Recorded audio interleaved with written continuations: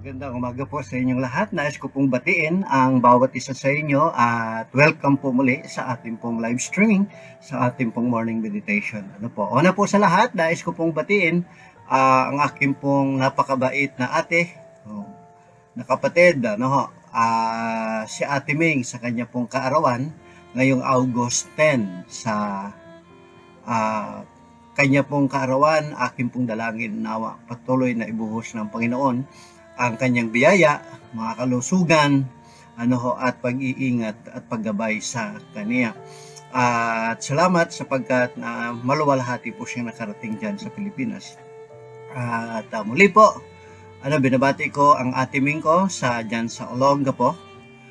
Nagse-celebrate po siya ngayon ng kanya pong kaarawan.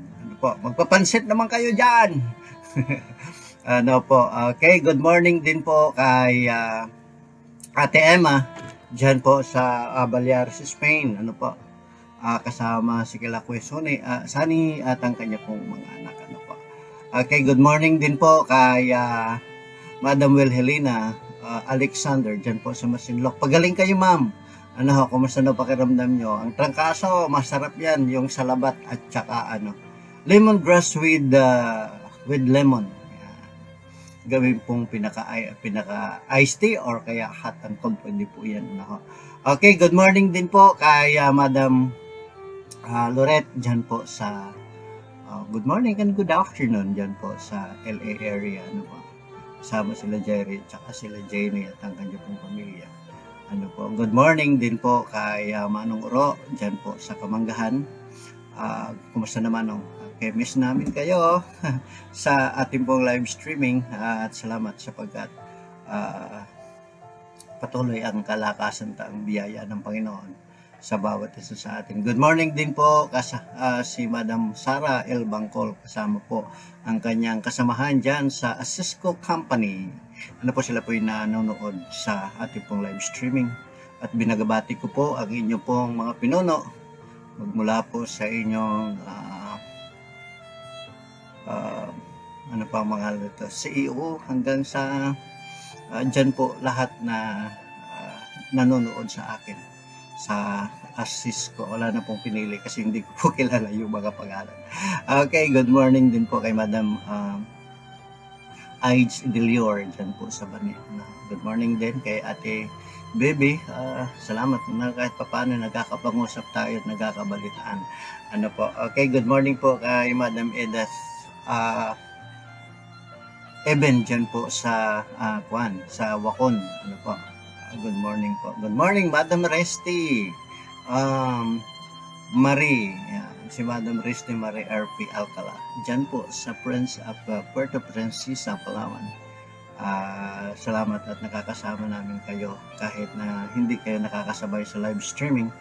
At alam ko po na sinusubaybayan po ninyo ang ating pong episode. Madam Risty, paki-send mo yung yung email mo kasi hindi po papasok sa Messenger yung PowerPoint na para hindi ka na mahirapan. Good morning din po kay Kuya Herson Albangkol dyan po sa Ranch Barbershop sa Masinloc. At siya po ay araw-araw na nakakabahagi at nakakapanood ng ating pong live streaming, ng ating pong morning meditation. Good morning po, Madam Dalen. Alam ko po, busy na kayo ngayon, dyan sa Bani. Kaya ang aking dalangin ay patuloy na sagana ng biyaya ng Panginoon sa inyo po. Okay, good morning din po. Good afternoon na dyan kay Sister Ellen. Ulan ka dyan po sa parte ng Arizona. Pastor Vic Sandy, good morning po. Maabig buklas ng kumisa San Miguel, Bulacan. Akala mo, yahi Pastor Hernan, dyan po sa Balaring, General Mamier ka Balaring. Okay, good morning po kay Pastor Noni, dyan din po sa Belen. Marami pa po na maaabutan tayo na pagbati, at higit sa lahat, Pastor Dan Lumawag and family, good morning po. At nakakabahagi po namin kayo sa ating pong everyday morning devotion. Okay, good morning din po kay Madam Malen Dumaran. Siya yung mentor ko sa graphics. Tsaka sa mga ano, ah, clip art. Yan, pagdating sa mga ganito. Yan po ang aking mentor, no? Si Madam Mal. Para po sa bahagi ng ating pong pagbabasa ng salita ng Panginoon, siyang pinakabatayan ng ating pong talata, ay masusumpungan po sa Exodus Kapitulo 20, at basahin po natin ang mula sa talatang 1 hanggang sa uh, 17. Yan. Hanggang sa 17 po muna. Yan po ang unang bahagi ng ating pong pagbabasa. Ang lahat ng ito ay sinabi ng Diyos. Ako si Yahweh, ang iyong Diyos na naglabas sa inyo sa Ehipto at nagpalaya sa inyo mula sa pagkaalipin. Huwag kang sasamba sa ibang Diyos maliban sa akin. Huwag kang gagawa ng imahin ng anumang nilalang na nasa langit, nasa lupa o nasa tubig upang sambahin. Huwag kang gagawa ng huwag mo silang yuyukuran ni sasambahin, sapagkat akong si Yahweh ay iyong Diyos, ang mapanibughoing Diyos. Ang kasalanan ng mga magulang ay sinisingil ko sa kanilang mga anak hanggang sa 3 at 4 na lahi. Ngunit ipinaparamdam ko ang aking pag-ibig sa libu-libong salinlahi ng mga umibig sa akin at tumutupad sa aking mga kautusan. Huwag mong gagamitin sa walang kabuluhan ang pangalan ni Yahweh na iyong Diyos. Tiyak na parurusahan ko ang sinumang gumagamit nito ng walang kabuluhan. Lagi mong tandaan, ang inilaan para sa akin ang araw ng pagpapahinga. 6 na araw kang magtatrabaho at tapusin mo ang dapat gawin. Subalit, ang 7 araw ay para kay Yahweh na iyong Diyos. Ito ang araw ng pamamahinga. Sa araw na ito'y huwag magtrabaho ang sinuman sa inyo. Kayo, ang inyong mga anak, mga aliping lalaki o babae, ang inyong mga alagang hayop, ni ang mga dayuhang nakikipamayan sa inyo. 6 na araw kong nilikha ang langit at ang lupa, ang mga dagat at ang lahat ng nasa ito. Ngunit namahinga ako sa 7 araw, kaya't ito'y aking pinagpala at inilaan para sa akin. Igalang mo ang iyong ama at ina, sa gayoy mabubuhay ka ng matagal sa lupaing ibinibigay sa inyo ni Yahweh ng inyong Diyos. Huwag kang papatay. Huwag kang mangalunya. Huwag kang magnanakaw. Huwag kang sasaksi ng walang katotohanan laban sa iyong kapwa. Huwag mong pagnanasaang maangkin ang sambahayan ng iyong kapwa, ang kanyang asawa, mga alilang lalaki o babae, ang baka, asno o anumang pagmamay-ari niya. Pagpalain po ng Panginoon ang pagkabasa ng kanyang salita sa ating pong puso, at tayo po ay sumandaling manalangin. Dakilang Diyos, mapagpalang Ama, marami pong salamat sa aming pong pagpapatuloy sa 2 bahagi ng aming pong pag-aaral sa iyong 10 kautusan na ipinagkaloob sa bayan ng Israel. Ngayong umaga po, amin pong inilalapit ang aming sarili sa dambana ng iyong biyaya. Napuspusin po kami ng iyong karunungan, buksan po ang aming puso at pangunawa, upang ang aralin na aming pong matutunan sa umaga pong ito ay tunay na makapagbigay ng katatagan ng aming pananampalataya. At kami po ay lubos na mapuri po kayo sa pamamagitan ng aming pong pagsunod sa iyong salita. Dalangin ko, Panginoon, na gabayan po kami sa aming pong pagpapatuloy, sa aming pong pagbubulay-bulay. Sapagkat ito po ang aming dalangin sa pangalan ni Jesus. Amen.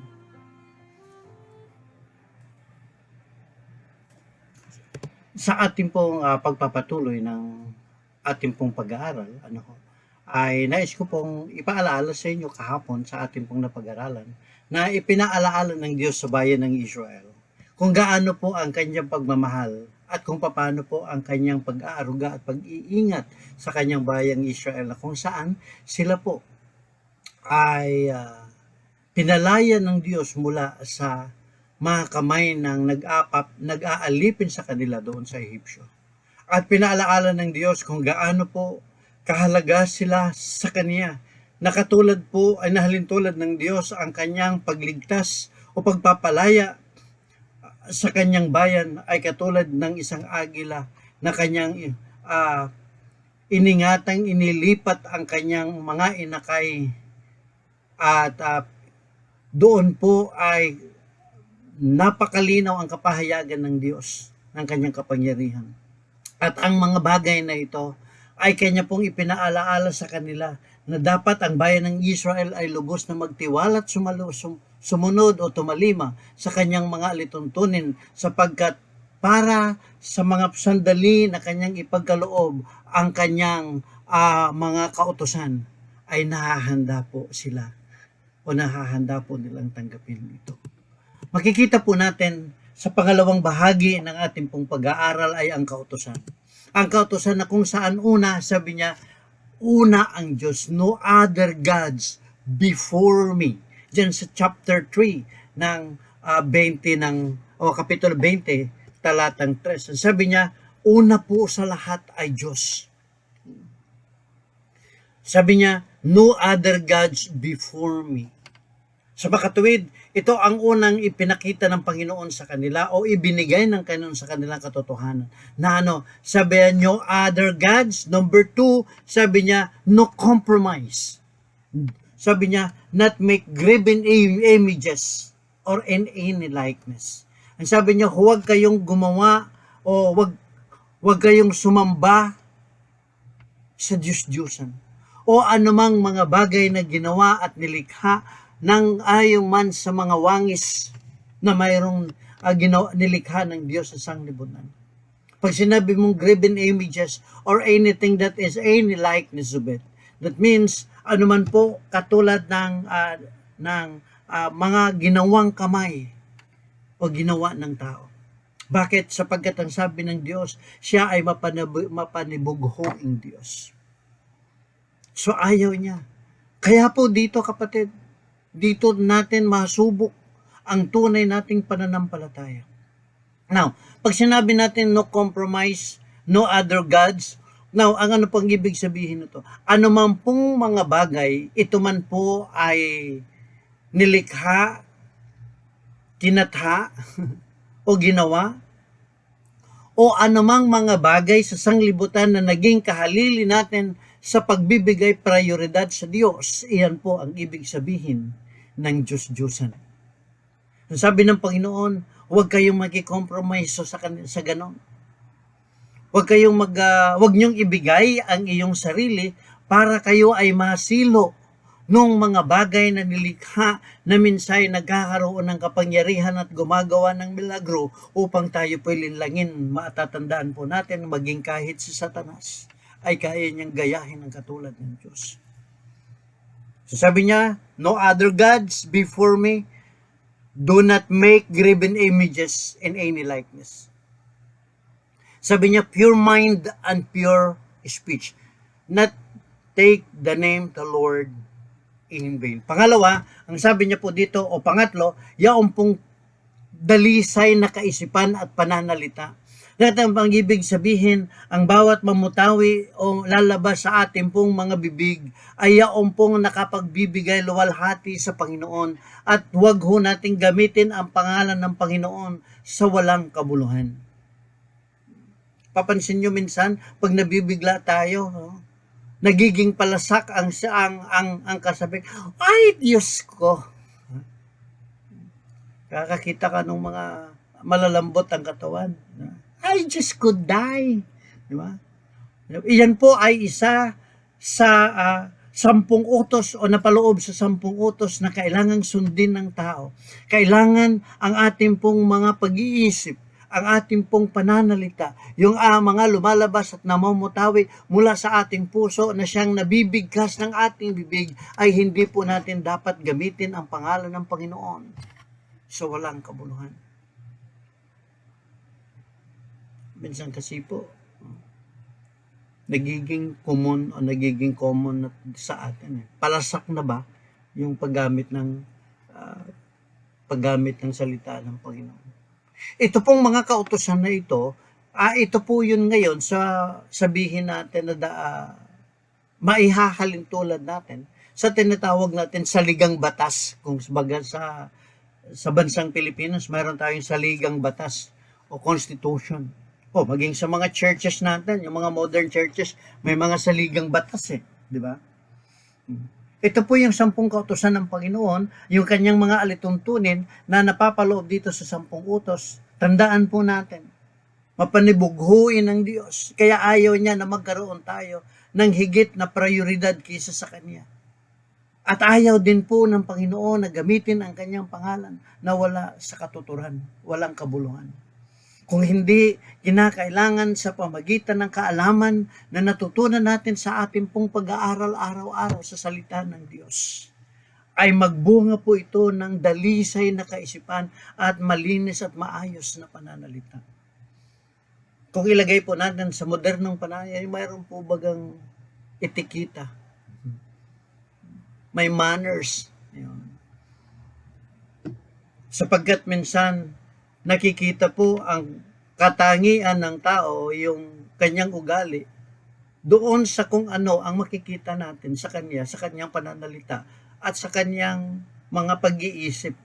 At kung ano ang naididikta ng isip niya, yun minsan ang nasasabi niya. O minsan nga, sabi ng banal na kasulatan, out of the abundance of the heart, the mouth speaketh. That means, kung ano po daw yung nilalaman ng iyong puso, ang ibig kong sabihin, yung utak at saka puso, yung damdamin mo, yan siya rin naman lumalabas sa inyong mga bibig.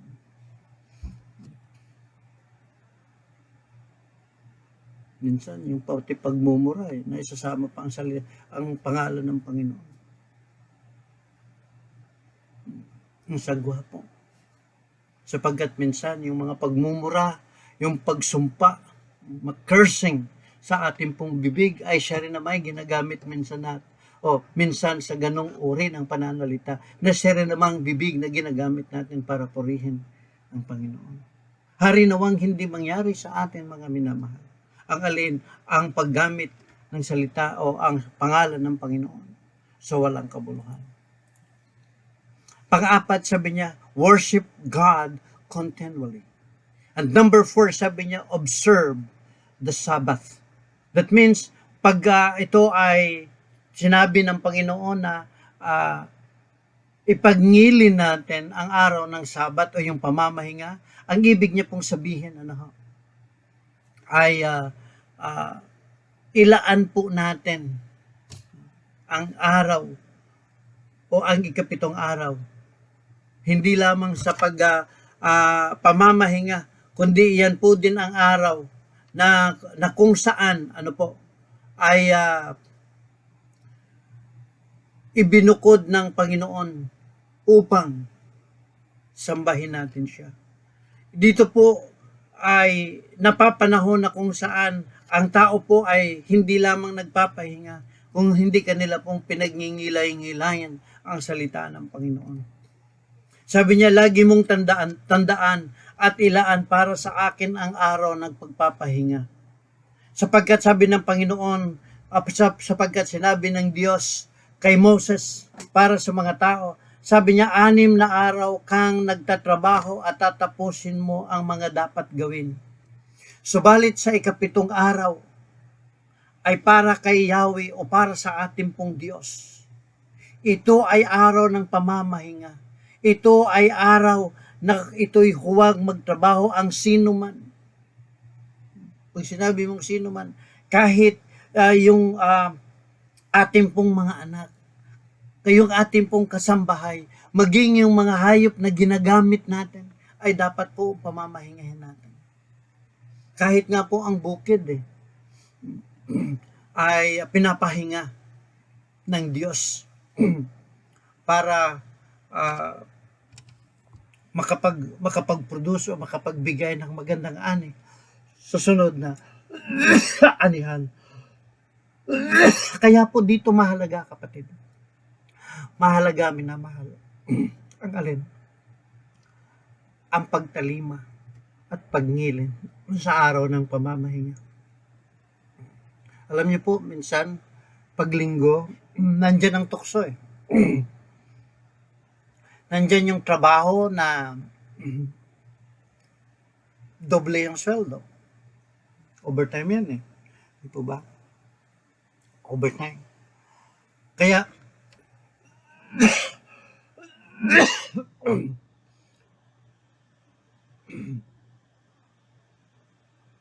pinagpapalit ng tao yung araw ng dapat para sa Panginoon.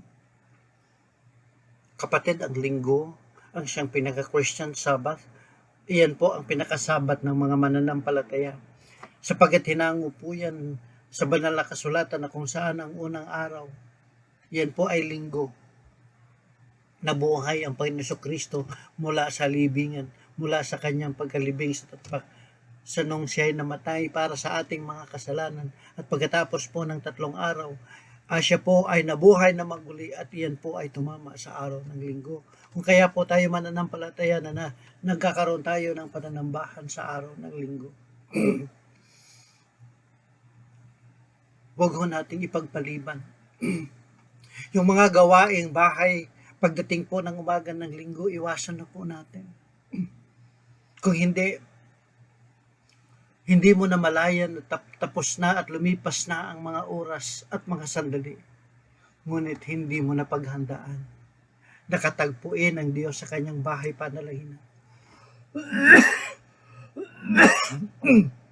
Na kung saan nandoon po ang kanyang pagpapala na inihanda sa atin. Kaya po mga minamahal, mahalaga. Sabi niya, napapaloob doon po sa kautusan ng Panginoon.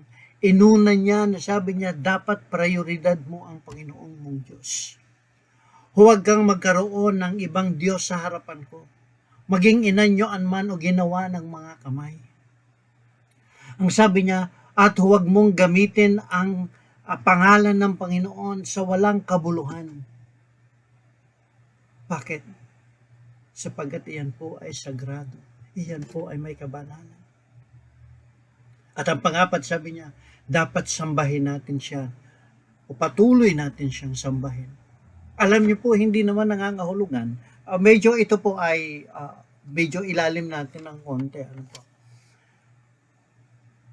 Kahit saan pwede tayong magsamba.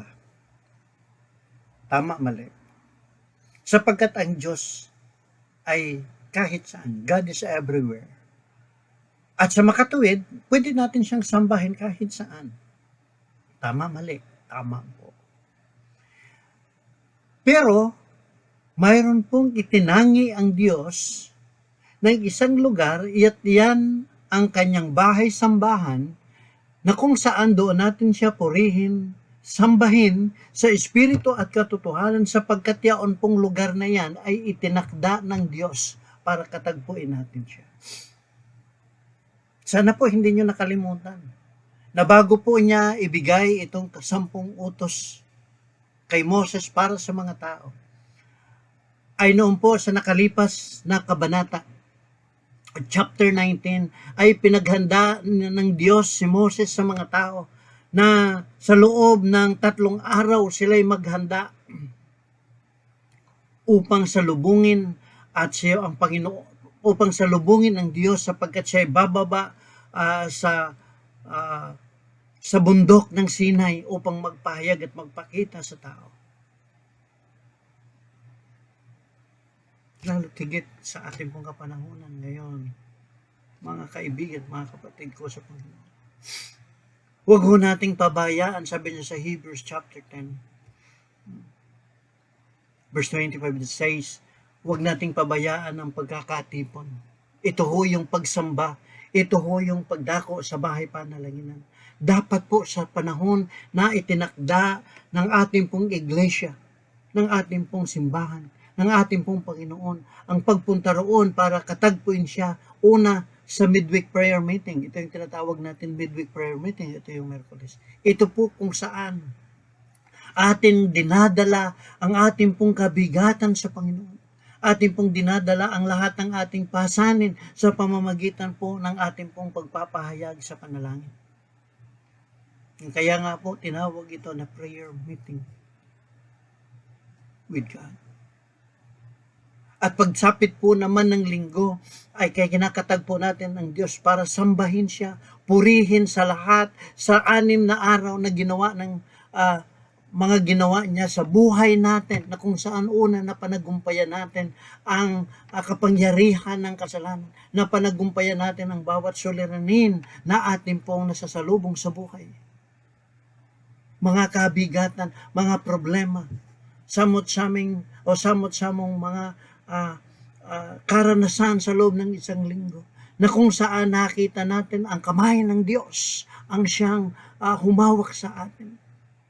At tayo po ay kanyang ginabayan tungo sa isang pagtatagumpay laban sa silo at kaparaanan ng dyablo, sapagkat ang dyablo, si Satanas, ay gusto po niya tayo ay hindi managumpay sa buhay natin. Ngunit ang Diyos, salamat sapagkat nandyan siya, na kanya po tayong inaalalayan, kanya po tayong iniingatan, na tila bagang siya po ang agila at tayo ang kanyang mga sisiw, na kanya pong itinaklob ang kanyang pakpak upang wala pong kapahamakan at kapinsalaan na ating pong mararanasan sa buhay. Kaya marapat po lamang na atin po siyang sambahin. Araw-araw, pwede nating sambahin ang Panginoon. At tulad po ng aking ginagawa, ating pong ginagawa sa bawat umaga, on our morning devotion o ating morning meditation, ay inihahanda ko po kayo sa isang araw na na sinasalubong natin ang isang araw, nakasama ang presensya ng Panginoon sa pamamagitan po ng pagbubulay-bulay natin sa umaga. Nais ko po na sana ang aking panalangin na bago po kayo bababa ng inyong higaan, sinadya ko po at ipinanalangin at hiningi sa Panginoon ang ganito pong oras, sapagkat iyan po ang kasarapan ng tulog. Kapag hindi ka na nagising, at sabihin natin, naiyapan, ay, naiyapan ako. Sayang, na-miss ko ini ni Pastor Jan. Mayroong nakaalam ko, mayroong nakaka-relay sa inyo. Kasi pag nagme-message po ko, ay, nalita ko, Pastor. Hindi ko nakuha yung live presentation mo. Kung kaya nga po, kapatid, dalawa na po ang aking ginawang diskarte o kapamaraanan.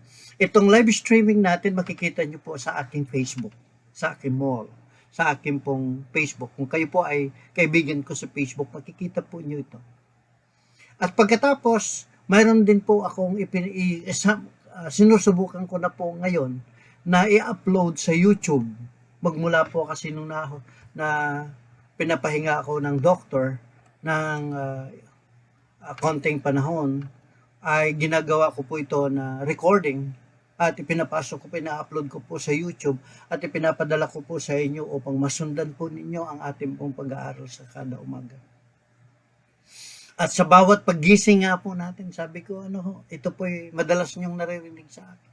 Sa bawat gising, sa bawat araw, panibagong araw ng ating paggising, ang Diyos na tumawag sa atin, ang Diyos na nagmahal sa atin, ay naghanda na ng maraming blessings.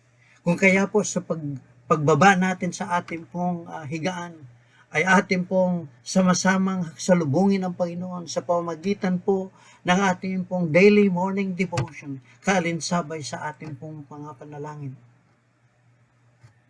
At iyan po ay pagsamba sa Kanya. Sa makatuwid, ang unang 4 po na ating pinag-aralan ay tumutukoy po ito sa Diyos. Ito po ay tumutukoy kung saan nais ng Panginoon na magampanan natin ito. At ang susunod po nito ay mga pangako na ng pagpapala ng Diyos. Kung tayo po ay tutugon sa kanyang panawagan at magpakumbaba sa kanyang harapan. Dalangin ko po na ating pong ipagkatiwala buo ang ating buhay sa kanya. Sapagkat siya po ang Diyos na nagmahal at nag-iingat sa atin. Bukas po sa panglima na ating pong pag-aaral ay pag-aaralan po natin yung respect authority. That honor thy father and mother. Ito po ay may kaugnayan na po sa ating pamilya. Ipagpapatuloy po natin bukas. Tandaan po natin, mahal tayo ng Panginoon.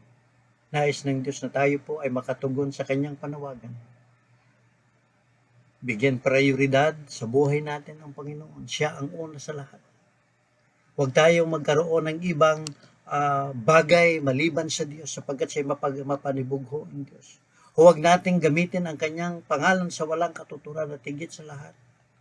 Tayo po, maipahayag natin sa ating pong buhay ang araw-araw at patuloy na pagsamba, pagpuri, pasasalamat sa lahat ng mga bagay na ginawa niya at ginagawa niya sa ating buhay. Ito po ang ating morning meditation at muli ako si Pastor Jan. Ang aking pong dalangin ay ang pagpapala ng Diyos ay managana sa aralin na ating pong napag-aralan sa araw na ito. Magkita-kita po tayo bukas. Tayo po ay magsara sa panalangin. Dakilang Diyos, mapagpalang Ama, kami po ay lubos na nagpapasalamat sapagkat sa amin pong natutunan sa araw pong ito ay ipinahayag mo sa bayan ng Israel kung gaano kahalaga ang iyong kapangyarihan, pagmamahal at pag-aruga sa kanila. At sa pamagitan, Panginoon, ng iyong mga kautusan na dapat paglaanan ng panahon at kanilang ibukod ang isang araw ng pamamahinga para sambahin ka sa Espiritu at katotohanan. Tunay nga po, Panginoon, na nagpapasalamat din po kami. Maging sa aming kapanahunan ay hinihimok mo kami na bigyang prioridad ang aming pong paglilingkod sa iyo, ang aming pong pagpupuri sa iyo, ang aming pong pagsamba sa iyo. Salamat sa matutunan naming aralin sa araw pong ito, na hindi kami magkaroon ng ibang kahaliling Diyos maliban sa inyo lamang sapagkat kayo po'y Diyos na mapapanibughuin. At higit sa lahat, Panginoon, sa bawat panahon na dapat kayo ay aming katagpuin sa iyong bahay panalangin.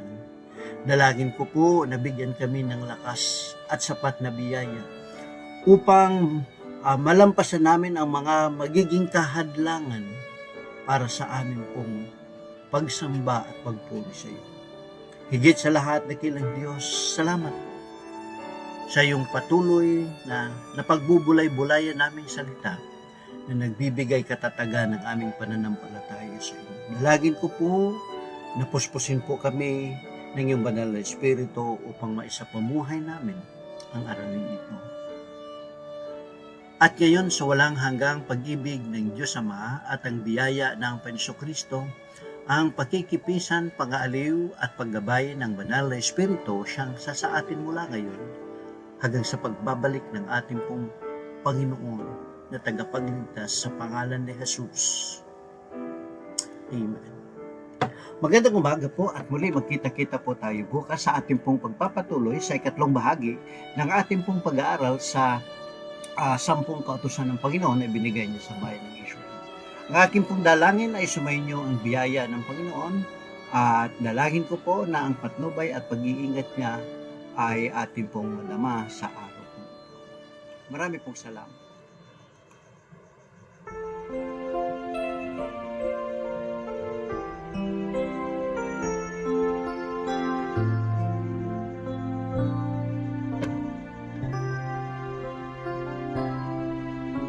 You've written what you want from me in in stone, a reflection of your character alone.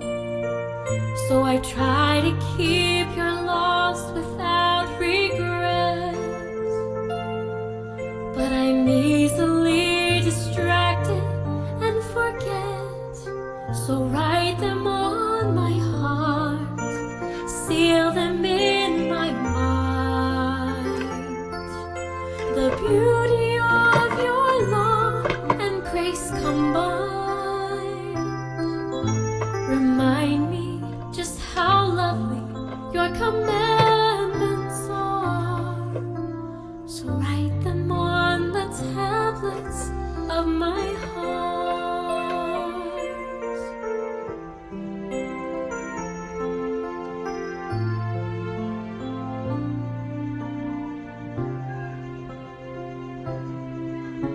There's only one desire inside of me, to be all that you created me to be. And I know the only way that I can grow is for you to come inside and take control. So write them on my heart, seal them in my mind. The beauty of your law and grace combined remind me just how lovely your commandments are. So write them on the tablets of my heart. Your law reflects your goodness, the cross reveals